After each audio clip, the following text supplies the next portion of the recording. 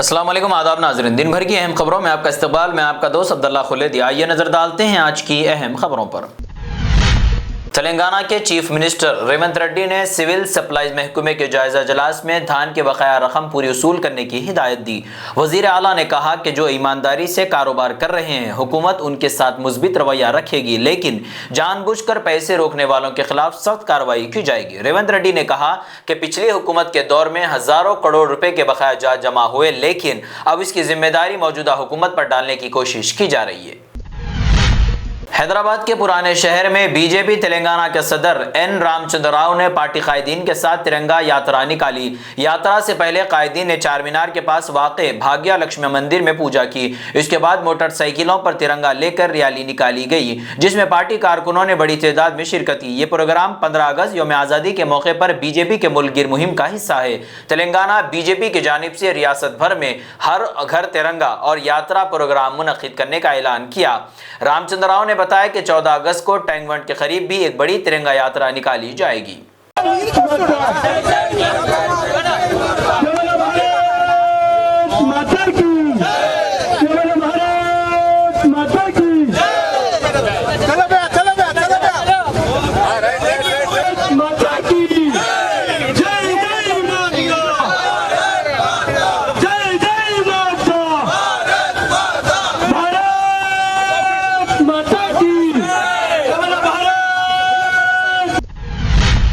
हैदराबाद में मुसलसिल बारिश के बाद कई इलाकों में सड़कों पर पानी जमा हो गया। केसीपी के करीब भी पानी जमा होने की वजह से ट्रैफिक की रफ्तार काफी सुस्त हो गई।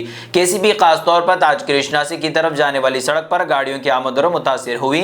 हैदराबाद ट्रैफिक पुलिस की जानिब से मुसाफिरों को एहतियात से गाड़ी चलाने का मशवरा दिया गया। पुलिस ने लोगों से कहा कि बारिश के दौरान जल्दबाजी न करें और ट्रैफिक एहलकारों की हिदायत पर अमल करें।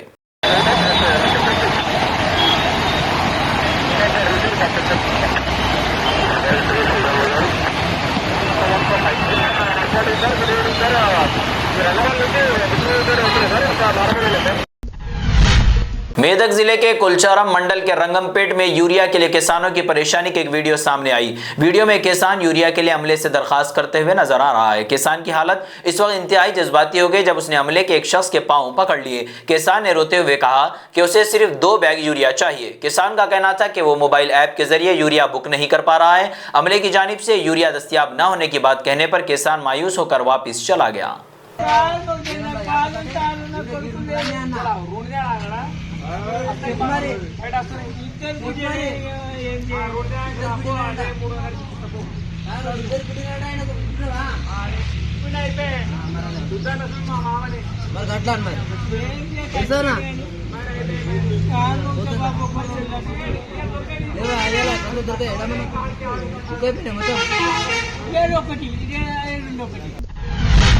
दिल्ली से पुणे जाने वाली स्पाइस जेट की फ्लाइट में सवार कई मुसाफिरों ने शदीद गर्मी की शिकायत की। मुसाफिरों के मुताबिक जहाज में सवार होने के बाद अचानक कैबिन का दर्जे हरारत बहुत बढ़ गया। शदीद गर्मी की वजह से बच्चों और बुजुर्ग मुसाफिरों को खास तौर पर परेशानी का सामना करना पड़ा। कुछ मुसाफिरों ने सांस लेने में भी दिक्कत होने की शिकायत की।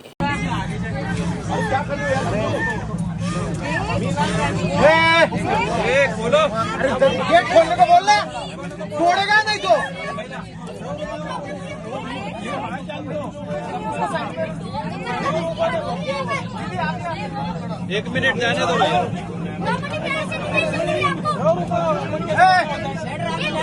तोड़ देगा फिर।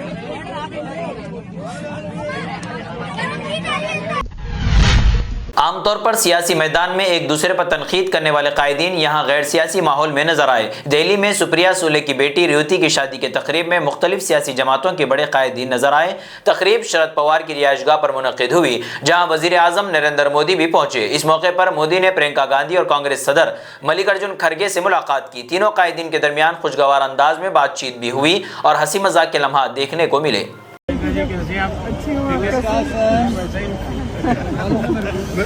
मैं आया थोड़ा बदल गया।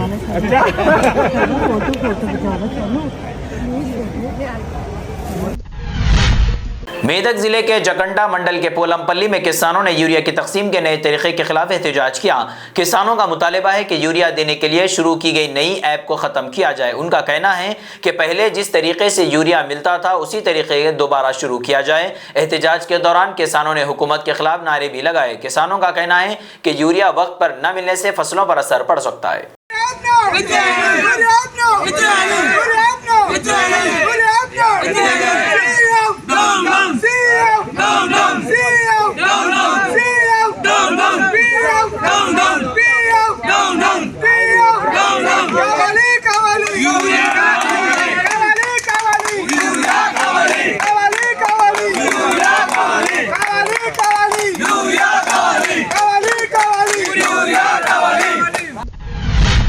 पुलिस की नौकरियों में उम्र की हद बढ़ाने का मुतालिबा करते हुए कुछ बेरोजगार नौजवान गांधी भवन पहुंचे। उनका मकसद वजीर से मुलाकात करके अपना मुतालिबा पेश करना था, लेकिन बेरोजगार नौजवानों को गांधी भवन के अंदर जाने से पुलिस ने रोक दिया। नौजवानों का कहना है कि बड़ी तादाद में उम्मीदवार उम्र की हद की वजह से पुलिस भर्ती के मौके से बाहर हो रहे हैं। वो हुकूमत से पुलिस नौकरियों के लिए उम्र की हद बढ़ाने का मुतालिबा कर रहे हैं।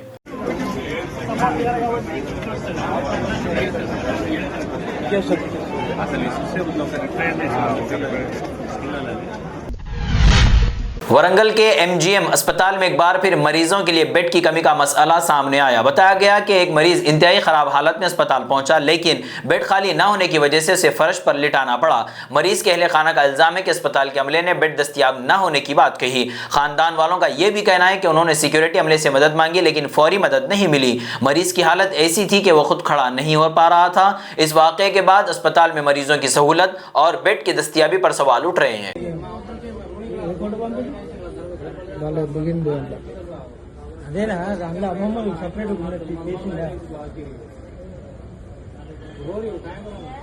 ఇది ఎమర్జెన్సీ పరిస్థితి. లోపల ఇంకా దారుణం ఉంది. లోపలికి అలా కూడా చేస్తున్నారు.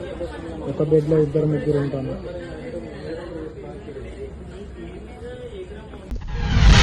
ये थी दिन भर की अहम खबरें। जुड़े रहे मुझसे। मैं शाम 9 बजे स्पीड न्यूज के साथ फिर आपके सामने हाजिर होऊंगा।